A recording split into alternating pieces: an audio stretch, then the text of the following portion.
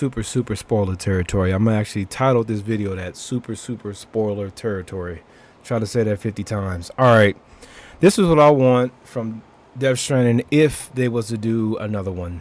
First off, give it to Platinum Games. Make that tradition happen again.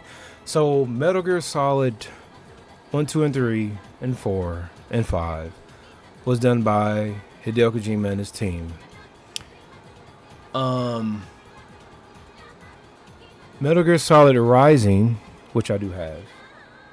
Well, you know what? Let me get something for y'all. So when you pre-ordered the game,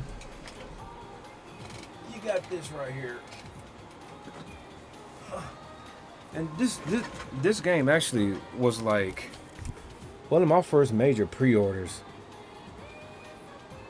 Let's say try to get that a screenshot and get my hands out of there. Yeah, that was one of my first pre-orders that I got something with. I'm like, whoa, why'd I get this? And they was like, oh, you pre-ordered the game. I'm like, what? Cool pre-order. This is invaluable to me, by the way. But yeah. So they made Metal Gear Revengeance. This was made by Platinum Games. This was an offshoot of Raiden, and it made Raiden a whole lot awesomer than when Hideo's original team when he was with Konami did. So, to explain, you had Metal Gear 1, 2, 3, 4, and 5. Okay, they had a offshoot game with just Raiden in it, where he was like just his story, like as a ninja. They made one. The concept was there, but the combat was still Metal Gear-ish. So that kind of got canceled. They gave it to Platinum Games. I don't know if it was Hideo's choice or what. The story is behind that. But Platinum Games got it, made it awesome. And you had that side story. And then you had the rest of Metal Gear. I think Metal Gear Solid 5 came out after that. And the game was good. Violent as crap, but the game was good. So what I think that they need to do is do it again. Now, I say that because this character here, I don't even want to spoil nothing, but this is Sam's daughter. Okay, now I'm gonna let the rest of this video play out.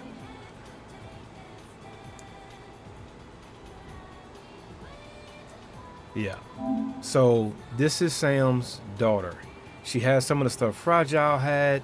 She got the little pod. As years past, this is in the future, so probably everybody behind her is probably dead and gone probably.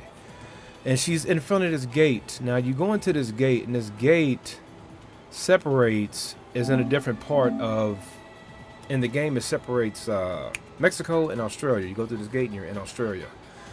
So where this leads, I don't know. The things aren't straight up. They're a little bit more fallen in. I don't know what that means, but they kind of look like hands. But she's going somewhere. So what I hope is that we just get an offshoot action version of this, and she's just doing all the crazy stuff that she was doing in the game. Because in the game, she can like go straight tar mode, go into the ground, come up, go back in, come up, kick, punch, and everything else. She was doing some crazy stuff. So what I'm hoping happens is that they give you an action experience that has like traversal crazy. Okay. Or they just put her in the game as DLC, and you can just travel like nuts with the same type of game style. But I don't necessarily want that. I'd rather for them to have a separate version that's action based with this character. You can introduce a whole new storyline, maybe some familiar faces and everything, but some new characters, some like a Ninja Gaiden version of this. Basically, is what I want.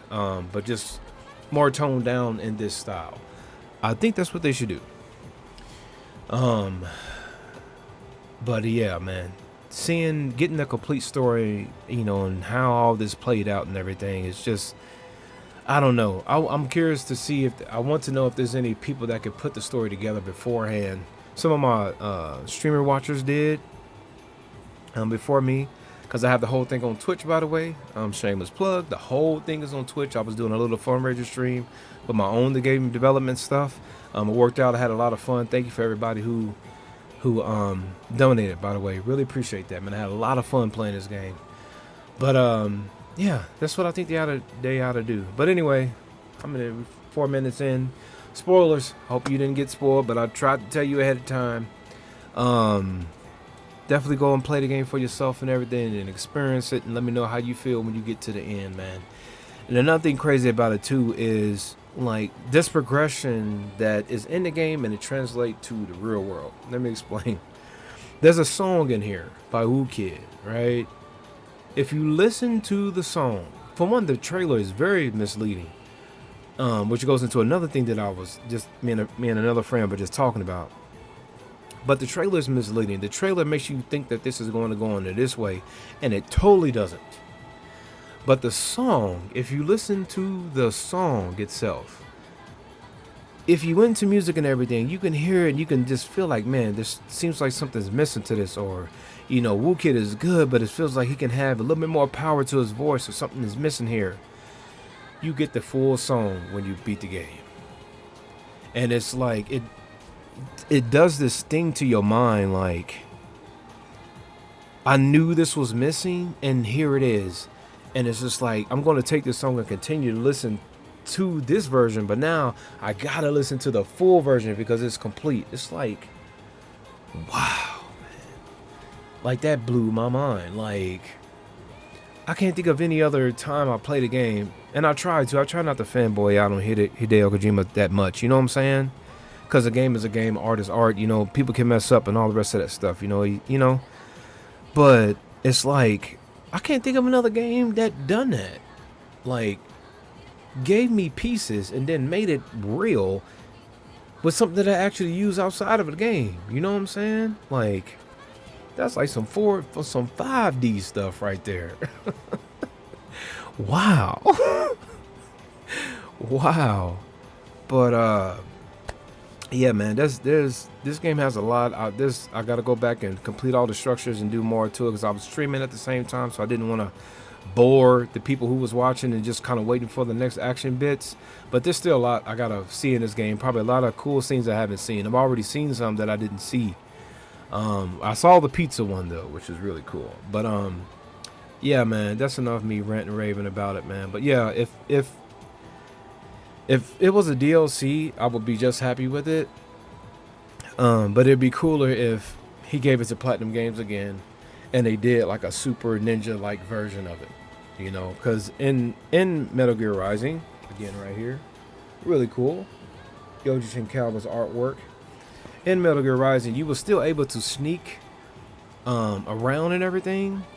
You would just kill everybody like way cooler, or you could just go straight in guns blazing. So it like still offered the Metal Gear Solid experience within an action world, which doesn't really happen in this way cool enough. You know, most of the time you go into like in different action games, you're going to different parts where just you're sneaking, but it's super slow and it's boring.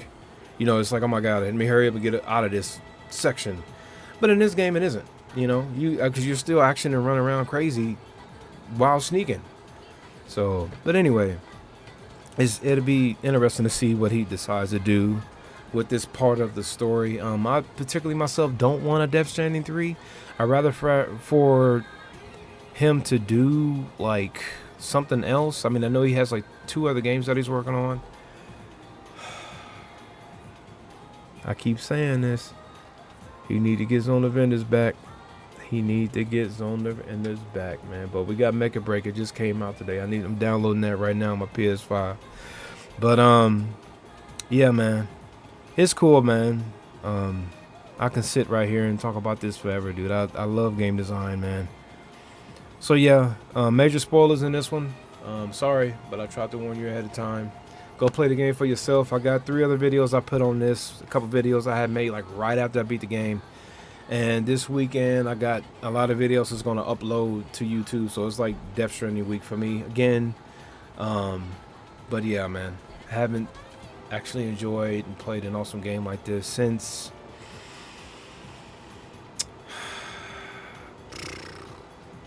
probably Nier Automata, man. This topped the cake though right here. But there's a handful of games in my life where I'm just clapping at the end of the credits.